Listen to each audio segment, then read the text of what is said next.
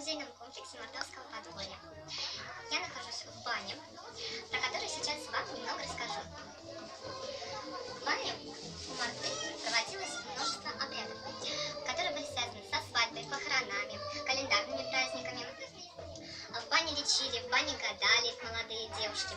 И поподробнее я хочу вам рассказать про свадебный обряд. Она встретила его, он сделал предложение, и вот за вечер до свадьбы. Нет? Нет.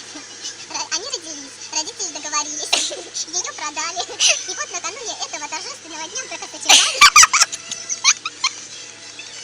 Перед свадьбой готовили баню для молодой невесты, и называлась она Тетерень баня. Она там мылась, ей там расплетали косынки, пели песни, они, по-моему, назывались «Урнемат», «Куксюк пряси», «Чамалитян шлик», «Нардык», «Чамамашингать», «Седеем шождавгать».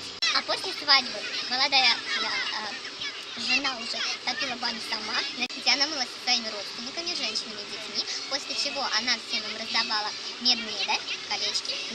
На одно медное колечко оставляла в знак благодарности баняве под порогом. Спасибо за